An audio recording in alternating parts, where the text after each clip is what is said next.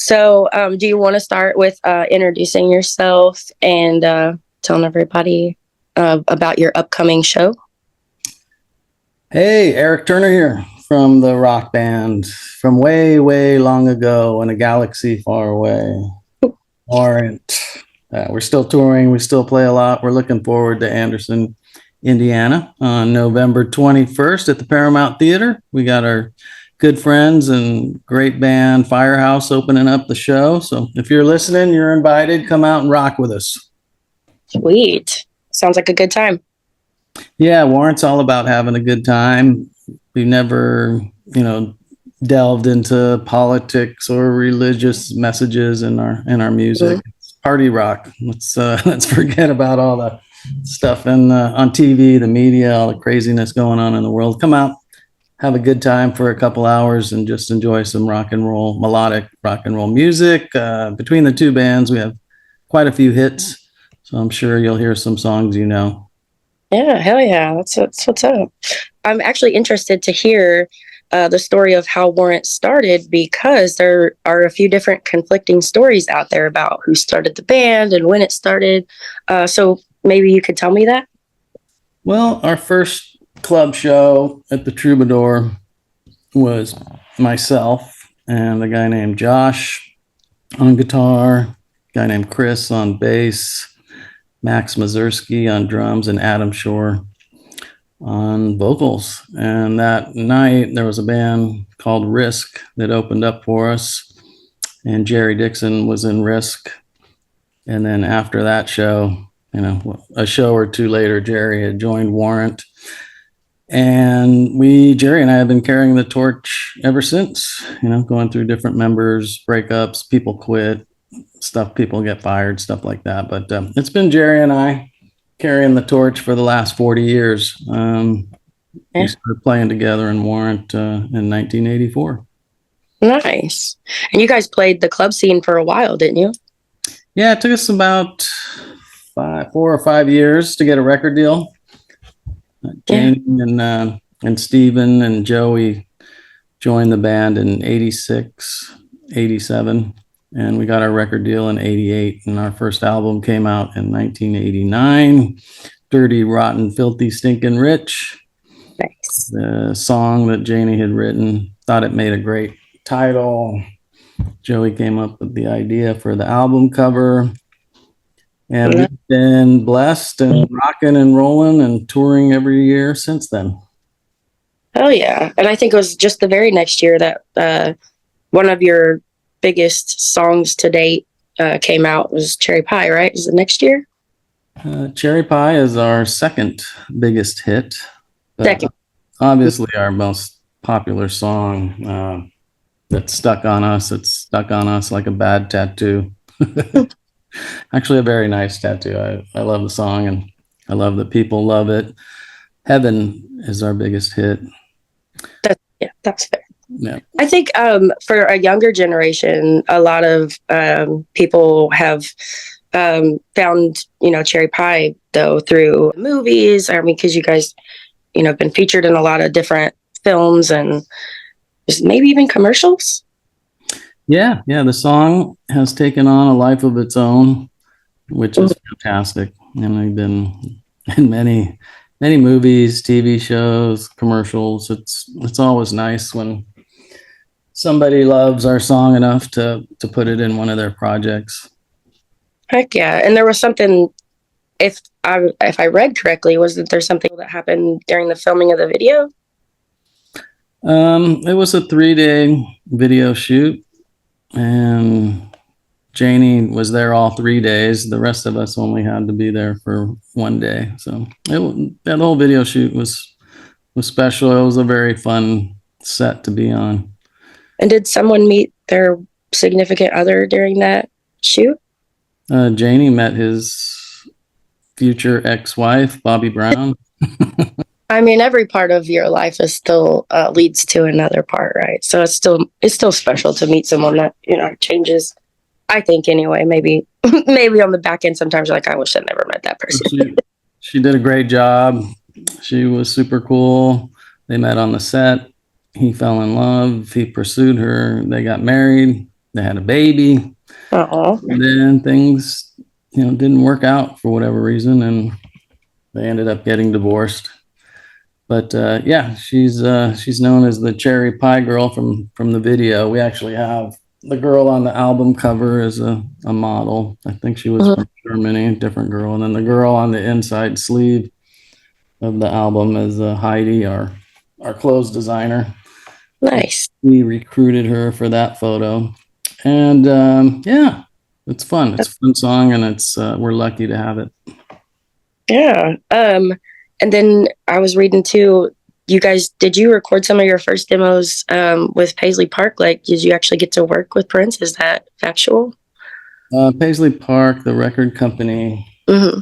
got the money for the demos and hired a producer, but we never got to work with Prince or meet Prince. Darn. The lady that was managing us, she discovered Prince along with another manager, so that was how we got connected with Prince. Oh, cool. Oh, that stinks that you never got to meet him, but that's still a really cool connection, I think, either way. Yeah, no, Prince, obviously musical genius. I saw him open for the Rolling Stones and get booed off stage after 3 songs. That's insane. His career was over. Obviously, it wasn't. Far from it. Wow, that's crazy. I Yeah, wouldn't even have thought that there would have, I guess to that happens to anyone. And I guess that's a good lead into another question I like to ask. But that's crazy to think that there was ever a time that Prince was being booed off stage. But I guess there's also, like Lady Gaga just recently had, published that where there was an entire website that some of her high school peers had made saying you'll never be famous. So I think a lot of that happens to people. So it kind of, I guess, would play into and what kind of advice that you would give to somebody that wanted to, grow up to do what you do, or who's already, grown but are trying to achieve what you've achieved. I wouldn't recommend anybody to do what we did. There's no plan B. There's no safety net. We just had this blind faith that somehow, some way, we would, get a record deal and be able to make a living, making records and touring. That was the dream. Mm-hmm. In order to do that, you have to pretty much have tunnel vision. And for me, anyways, I just the music, the band came before everything, before family, before my health, before my shelter. We dirt poor musicians having the time of our life, building building a following in Hollywood. But yeah, if it didn't work out, I don't know. Dead, maybe. Jail, maybe. I don't know. I recommend that. Yeah, I could see that. That's fair. That's what worked for me. Now, there's a lot of people that are musicians who their parents help them out, and they have financing from different sources and different people. But Warrant had nothing. All we had was some guitars, some amps, and the clothes on our back. That's pretty much it. And each other, So something I always feel like I hear, and maybe that's what you're saying too, is like you have to really want it more than anything else in the entire world. Yeah, you pretty much have to be willing to die for it. In our case. Now, I remember seeing bands that got record deals after they put a band together, and in 6 months they had a record deal and an album, So I would see that in Hollywood once in a while and think, wow, it's a trip. Good for them, Yeah, for sure. I think that there's always those circumstances. I mean, I think now you have these other avenues that people take that are different, like TikTok or YouTube, and they become famous there first. And then, the other side follows. Looking at, you guys started out like your first video came out on VHS and Laserdisc, right? So now, neither one of those are even, we don't even use those technologies hardly anymore unless it's really for that nostalgia. What do you see for the future of the music business, like giving all these, different changes to everything? I don't know exactly. seen a lot of changes, seen the music business in the last 30 40 years. Really, we've been in it. Change, at least have 3 or 4 major shifts that turned it upside down, and it's just it doesn't. It's not even. It's I don't even know. It's not even near the same business that it was when we were. When we started the traditional record business. Yeah.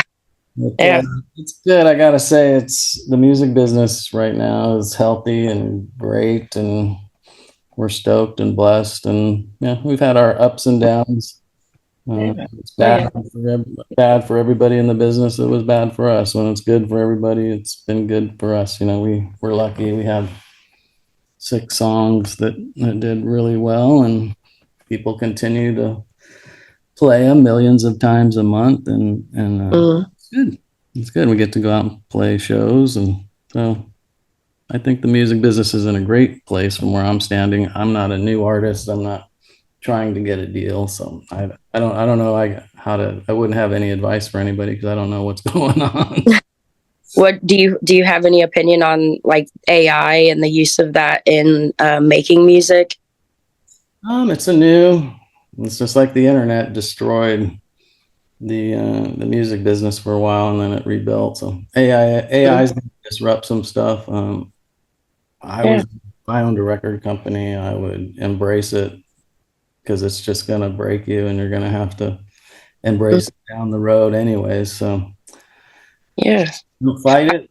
Learn how to use it to your advantage and make your business better. And it seems like some record companies are doing that. They're making deals with gigantic AI companies to redo music, probably stuff on their catalogs, probably mostly, people passed away, do a new Frank Sinatra album with AI, or you got to get the rights to the people who own.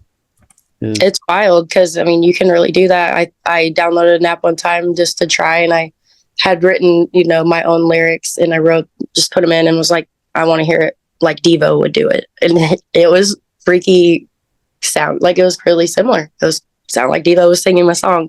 5 years from now, it'll sound 100 times better than what you're hearing now. And so embrace it, work with it, try and figure out a way to make money off it instead of trying to kill it, because you ain't gonna kill it. They tried to kill the internet. They tried to kill Napster. They tried to kill downloads. They tried to kill file sharing.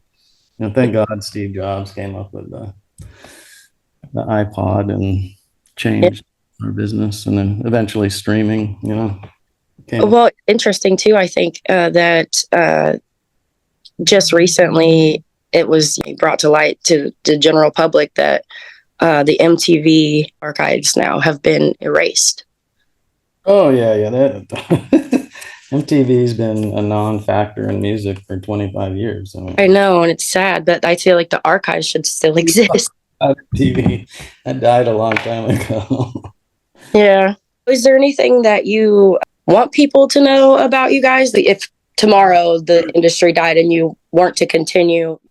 Thank you for 40 great, amazing years, for providing us our dreams of playing music for a living, and making records, and MTV when they had MTV videos and all that stuff, and just thankful for the love and the support and the gratitude to come out and play places like the Paramount and Anderson. Come out Thursday night, November 21st, Firehouse. I'll be very grateful for that. The band, we sound better than ever, in my opinion. You get better at your craft and sober and stuff like that, so you play better. Well, that's the day after my birthday, so I'll have to try to make it out. It'd be great. Come out and see us. As far as speaking of, technology and all that stuff, at Warrant Rocks, at Facebook, at Instagram, at TikTok, at Threads. Warrant Rocks, and you can find everything else at warrantrocks.com. Yeah. That was great. I appreciate you promoting the show and talking to your interest in. Thank you so much for taking the time to talk to me today.